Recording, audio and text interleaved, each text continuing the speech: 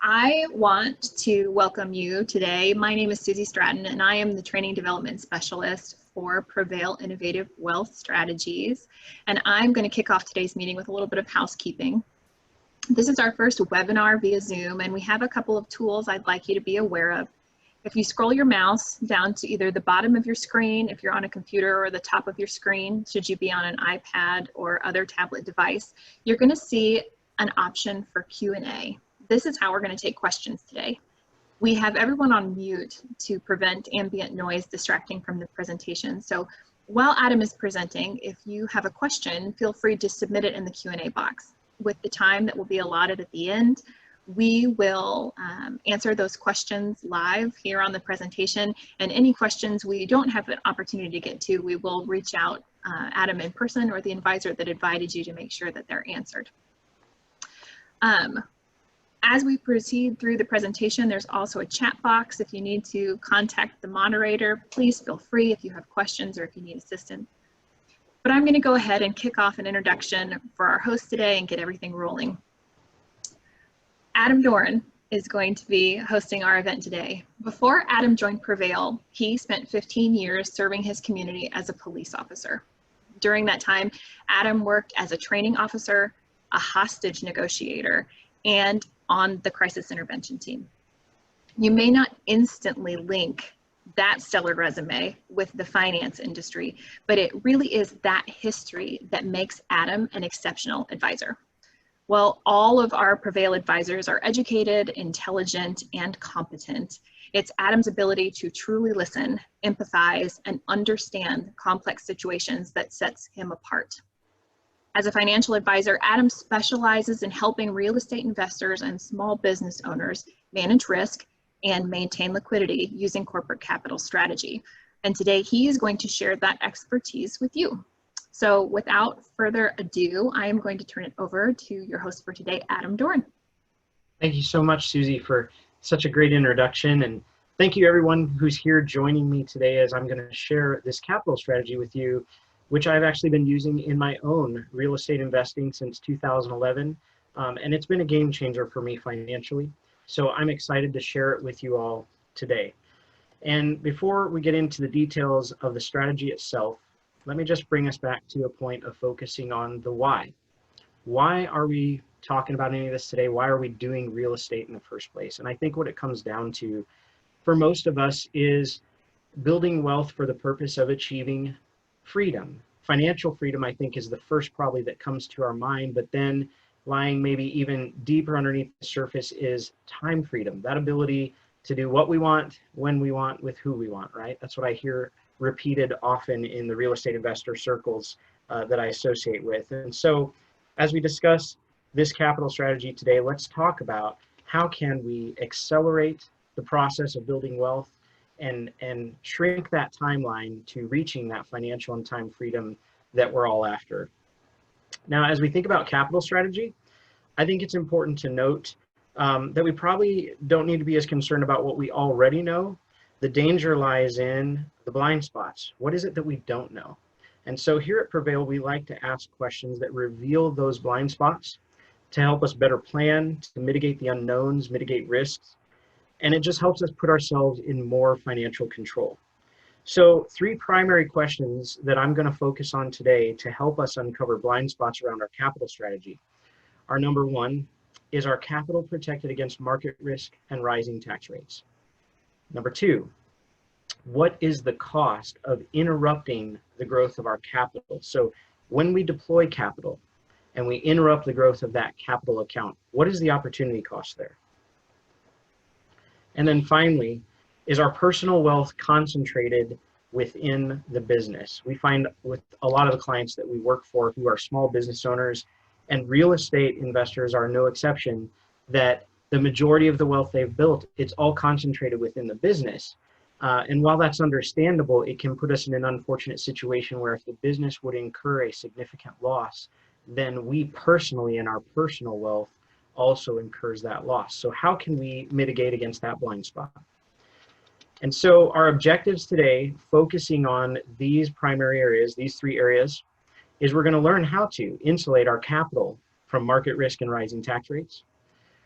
We're going to learn how to enjoy uninterrupted growth of our capital account, and then accelerate the wealth creation process by learning how to de-risk our business, de-risk ourselves personally by growing multiple assets simultaneously. So not only growing the business, in this case, our real estate business, but also being able to grow personal wealth outside of the business. So first off, let's start with the conversation of where do we put cash in the first place? So let me just ask you, where do you put cash as a real estate investor? And what we find is, from a tax perspective, there's really 3 types of accounts. And we're going to focus on tax perspective because we find that most often, not only with our clients, but just all of us, we really underestimate the eroding impact that taxes can have on our wealth over time. And so we're going to look at our cash account from a tax perspective. So there's taxable accounts. These are things like savings, checking, brokerage accounts. Also, bonds and CDs are generally taxable. Now, there's a purpose for having these, having money in these types of accounts. Primarily, these accounts are generally liquid, with the exception of the bonds and the CDs. There's a lot of liquidity, so we transact money here. It also makes sense to have a liquid, such as an emergency savings account. And so that's why we keep money here. It is possible to over-concentrate here. It's possible to have more money than we need in this bucket. And so then we start looking at what are the other options. Well, there's a tax-deferred bucket. The tax-deferred bucket is all of our traditional retirement accounts. Obviously, there's a short-term advantage or a short-term benefit here where in the immediacy, this year, if I make $100,000 and I put $10,000 into this tax-deferred bucket, well, then I only have to report $90,000 of income, which is great today. Unfortunately, it puts me in a position where at some point I have now deferred that tax, and I've deferred the tax calculation on that money to a later date. And when I ask the clients that I work for, and let me just ask you this question, do you think in the future tax rates are likely to be higher or lower? And usually what I hear from people is higher. And I would be in agreement with that perspective. I believe in the future tax rates are likely to be higher. And so if they are, am I really in control if I am deferring the taxes I pay on the money in this bucket until a later time when I've grown the money to a much larger value? Well, what's interesting is we find that with most of the folks we meet with and the conversations we have, most Americans are concentrated in these first 2 buckets where 80% or more of all of the net worth that they've built is in these 2 buckets. And so what are the other options? What if we could exercise a tax-free option? And we feel like this bucket, because it's available, ought to be talked about more. It oftentimes doesn't get the attention it deserves. If you read in the financial mass media like Forbes, Wall Street Journal, whatnot, you'll read a lot about these accounts I've just mentioned in the taxable and tax-deferred buckets. You won't read so much about what's available as far as tax-free. So we're going to spend our time talking about capital strategy, looking at this tax-free bucket, because we believe if we can put money in a place where it's available tax-free, it puts us in more control. So first option, and if I were talking to a group of folks in a room and had the chance to have everyone raise their hands and somebody give me an example of a tax-free option, most often the example that comes up is Roth IRA. It's absolutely true. And the Roth IRA is a very powerful financial tool in that when you get money into a Roth, you can then enjoy tax-free growth on that money. And in your retirement years, you can access that money tax-free. Also, with most retirement accounts in most states, you have some built-in asset protection. So that money is generally protected from lawsuits and creditors. So there's some real strong benefits here. Unfortunately, also with the Roth, there are some limitations. If we put money in this bucket, in order to make it a productive account, in order to make that money grow, we do have to subject it to some risk. We have to invest it and subject it to risk. So there's downside risk. There's also limitations. You can actually make too much money to be eligible to put money into a Roth. And there are also limits on how much you can put in each year. And what we find for a lot of the clients we work for is if they're making a good living, the limitations on how much they can put into this account, whether it's $6,000 or $7,000 a year, well, it doesn't really help them move the needle as far as being able to accumulate some tax-free assets. There's also restrictions on when you can take the money out. Generally, you can't take it out without penalty before age 59 and a half. There's some exceptions, but generally speaking, you're limited when you can access the money in this account. And also, you're reporting to the IRS. They know about every dollar that's in this account. Now, there's actually another option, and we feel it doesn't get discussed very frequently, and when it is discussed, it's often not fully understood. And that option is cash value life insurance. And what's interesting about cash value life insurance is when it's structured properly, and that's a key that I'm going to come back to in a minute, but when it's structured properly, we can get the same benefits that we would get out of a Roth IRA, where we can grow that money tax advantaged, and we can access the money tax-free for tax-free income. And we also, again, generally in most states, will have some built-in asset protections from creditors and lawsuits. Interestingly though, unlike the Roth IRA, cash value life insurance, when structured as an asset, does not come with any of those corresponding limitations. There is no downside risk in the account. As a matter of fact, insurance companies are willing to make contractual guarantees of an upside to the account. You're guaranteed for your money to grow.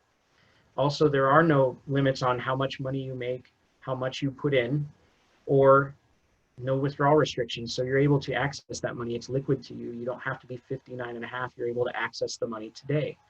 Also, there's no IRS reporting on this. Again, if we structure it properly and we utilize it properly, this is a completely off the balance sheet asset, a private asset. And as a bonus, and I will show you how this works, we're actually able to achieve uninterrupted compounding growth of the cash in the policy. And again, this all hinges on structure. So let's take a minute and talk about that, because as I've mentioned this to you, you may have heard of this concept before, maybe a little bit skeptical, because it's you know, depending on which circles you speak in, some folks not very interested in this strategy. So let's talk about what a properly structured cash value life insurance policy would look like when we're structuring it to be an asset. And what I think is first important to note is that there actually is a minimum amount and maximum amount that you can pay for any given death benefit or amount of life insurance coverage. So if you were going to, say, purchase a $500,000 death benefit for a 40-year-old female real estate investor, there is a minimum dollar amount she can pay to purchase that $500,000 death benefit. That amount's determined by the insurance company. What is the lowest pricing that we can offer this product and still be profitable? What's interesting though, there's a maximum too. There is actually a maximum threshold that she can pay to purchase that $500,000 death benefit. That maximum is not set by the insurance company. It's set by the IRS. And they call it a MEC limit, modified endowment contract.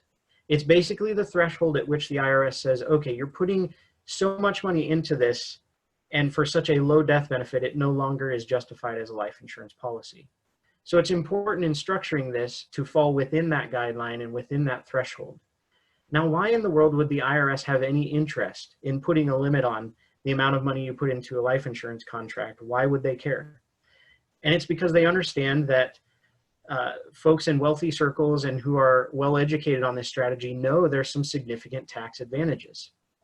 And so the IRS has an interest in governing that. Now, what's interesting is if we look at a traditionally structured life insurance policy, if you would walk into life insurance shop ABC and say, I'd like to purchase a cash value life insurance policy, what they would typically do is your conversation would focus around your death benefit need.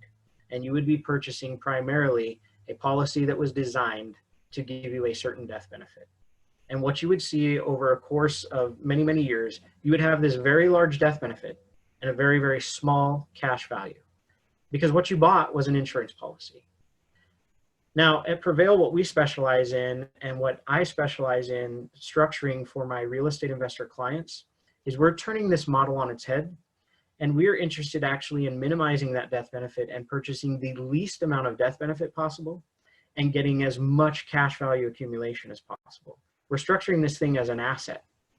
The insurance policy is the chassis we're building it on, but we're structuring it as an asset. And so what it comes out looking like is you see a smaller death benefit and a much larger cash value. So that has everything to do with proper structuring, and I think is the key component of doing this strategy right and implementing it right. So now that you've heard from me and I've introduced this concept and kind of explained it a little bit, I think it's really important. Let's go outside of my conversation today and let's look at some real world examples. People who are, you know, accomplished individuals, well-known individuals, you may recognize some names. Let's look at some folks who have actually used this strategy before successfully. So first example I want to give you of this strategy in action. Back in 1955, Walt Disney actually leveraged cash from a cash value life insurance policy he owned to help fund the startup of Disneyland. Not a lot of folks knew that. Another individual, more recent example, in 1980, Doris Christopher had a vision to start a business from her home in Chicago. She leveraged cash from a life insurance policy to start a company that you all may be very familiar with. It's called the Pampered Chef. Now here's a really interesting one, and this was when I was researching this strategy for myself back in 2011. This really stood out to me. On his 2011 personal financial disclosure, Joe Biden listed under the assets and income column. I know that print's kind of small for you to read, but there at the top, highlighted, it says assets and income. Under that column, he lists 6 individual whole life insurance policies that he owns under assets and income. That really got my attention. What is it about this that Joe Biden sees as an asset and income? So we're going to get into that in a second.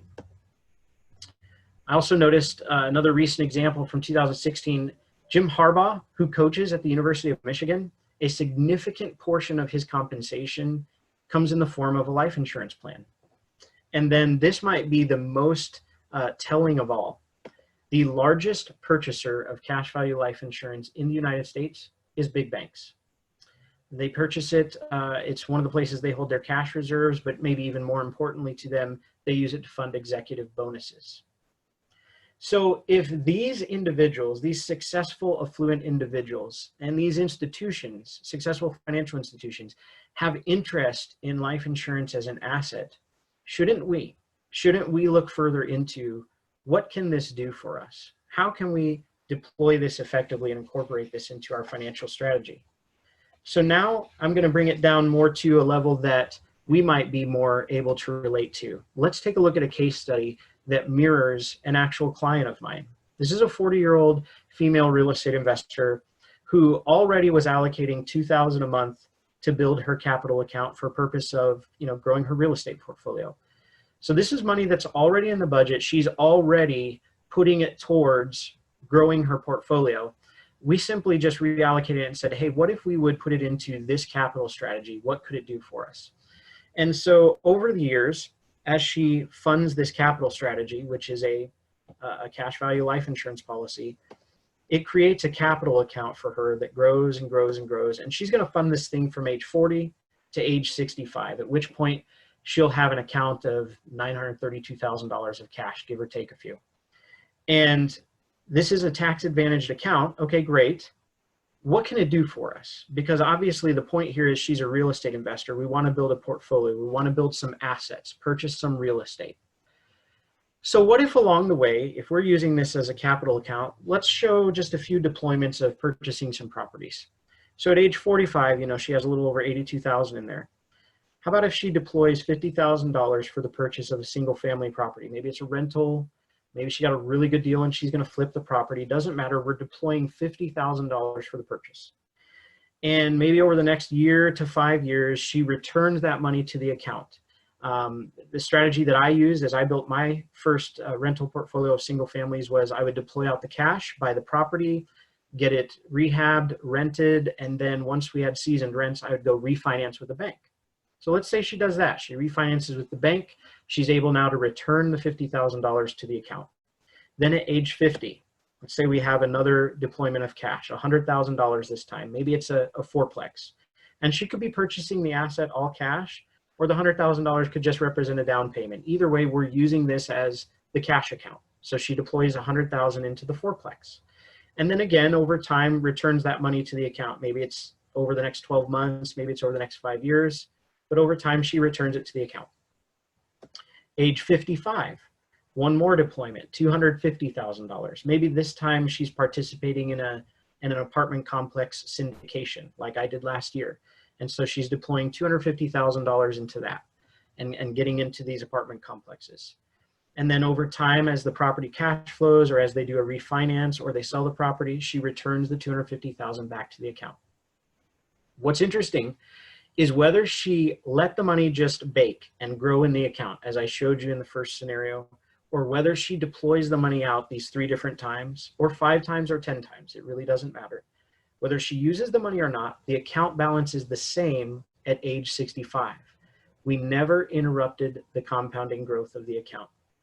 And that's because, as I had mentioned earlier, when we're using life insurance as the chassis that we build this on, within the cash value life insurance contract, the company guarantees her account an upside.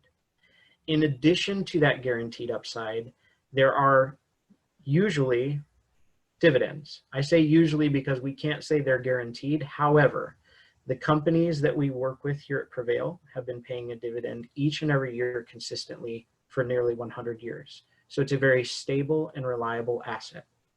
So let's take a look at what we've done here. Not only have we built this capital account over the years, we've also built the real estate portfolio. Not only do we have the portfolio, we're sitting on an account now with $932,000 of cash. So what could this do for us if we wanted to start collecting some income now that we're at age 65, maybe getting towards the retirement years? Maybe this investor wants to liquidate a few of those properties. Maybe she wants to exit the real estate business altogether. Maybe not. But the key is, not only do we have income coming from the real estate portfolio, but we have this whole other account that's liquid and available, and we can take it as tax-free income. So let's take a look at what that looks like. Now, from ages 40 to 65, we funded this asset, same as we would fund any account that we're building, any portfolio we're growing. And we did it with $24,000 a year over that time period, which came out to $600,000 we put in. Now, from age 71 to 90, if she wants, she has the option to take a little over $85,000 a year in income from this thing. And by the way, that's tax-free. We're going to deploy this as policy loans. And since it's considered loans, it's not income. What's interesting is to achieve that same $85,783 a year, if we would pull this from a tax-deferred retirement account and she were in, let's say, the 24% tax bracket, we'd have to withdraw over $112,000 a year to realize the same $85,000 in income. Of course, for her, she only has to take the $85,783 because it's tax-free. It's not going to be taxed. What's interesting is, even at age 90, let's assume she's lived a good full life and passes away at age 90, she leaves a tax-free legacy or a remainder death benefit to her beneficiary, maybe her family, maybe her church, a charity of her choosing, of over $915,000. So while this example might be helpful, I think it's even more helpful if we put it into context with, okay, what would have happened if we'd done things a more traditional way? So let's take a look at the strategy that I just showed for you, illustrated for you, versus a more traditional strategy such as a high interest savings account or a money market account. So I went online and Googled and tried to find the highest interest, high yield savings account that I could find that was a liquid account. And the best one I found right now was 1.6%. So at a 1.6% high interest savings account, which again is going to be a taxable account, we know, if we contribute the same amount from age 40 to 65, so if our case study real estate investor had done the same thing, but she puts it now in this high interest taxable savings account, by age 65, she has an account balance of a little over $782,000. And if she starts drawing every year from age 71 to 90, like what I just showed you in the scenario before, she's able to draw a little over $665,000 from that account until she runs out at age 79. So from age 71 to 79, and then she runs out of money. Now contrast that, or compare that with the example I just gave you. Again, plugging in the same $600,000 from age 40 to 65, but at age 65, our account balance was $932,998, and we were able to take over $1.6 million of tax-free income that lasted through age 90 and actually had a remainder legacy benefit. Why is that? Well, it goes back to the couple of questions that I asked at the beginning of our conversation, which is, what is the cost of interrupting the growth of your compounding on your capital, and what is the cost of taxes? And so when you have a taxable high interest savings account, where every time you deploy cash, you interrupt the compounding growth of the account, and where every year that you earn interest or have capital gains in the account, you have to pay taxes on that, it amounts to a significant cost. Not only that, when we look at the difference in retirement income that's achieved between using these two different vehicles, it's pretty staggering. And when we add up those three opportunity costs together, the cost of interrupting compounding, the cost of taxes, and the cost that comes from that shortfall in retirement income, our opportunity cost is a little over $1 million. So really, when we talk about capital strategy, I think that's what this all comes down to, is it's simply a difference in strategy. We took the same money and we applied two different strategies and got very different results. So let me ask you, just as a reflection question, as I've illustrated this capital strategy we just went through versus the traditional way of doing things, what could you be building? What could you be building? Now, as I start to work towards a conclusion to our conversation, remember, we wanted to insulate our capital from market risk and rising tax rates. I think we've addressed that. We wanted to learn a way we could enjoy uninterrupted growth of our capital account, and we covered that. And we wanted to learn how we could accelerate the process of wealth creation by growing multiple assets simultaneously, and we spoke to that. So let me just leave you with a few questions, 3 questions that may be action points for you, may lead you into a conversation. Let me just pose to you that you would ask these questions of yourself. Am I currently insulated from market risk and rising tax rates with my current capital strategy, wherever I'm warehousing my cash? Am I insulated? Second question, what could I accomplish if within my capital strategy I could achieve uninterrupted growth of capital? And then finally, third question, does my current capital strategy enable me to build multiple assets simultaneously so that my wealth is not entirely concentrated within my real estate portfolio, entirely concentrated within my business, but I'm also growing assets apart from and outside the business, de-risking myself? So hopefully this has been a beneficial conversation and has kind of stimulated some new thoughts in your mind around capital strategy. And let me just say, if there was a Prevail team member that invited you here today and you'd like to have a little bit further discussion on this concept, please contact that person. Or if I was the one that invited you here today, obviously here's my contact information for everyone. And I think we still have a fair amount of time left that we could probably handle some questions if there are any. So Susie, let me just ask, do we have any questions right now? There are not currently questions, but why don't we open it up for just a few minutes now that you have finished your presentation to see if anybody has come up with any. While we wait, just a reminder to ask the questions. The Q&A feature is down at the bottom. Also, if you enjoyed today's presentation, I would encourage you to visit Prevail on social media. We are on Facebook, Instagram, LinkedIn, and Twitter. You can also find recordings of videos just like these on our YouTube channel. I'm going to give it just a couple more minutes, Adam, and see if we have any questions that roll in.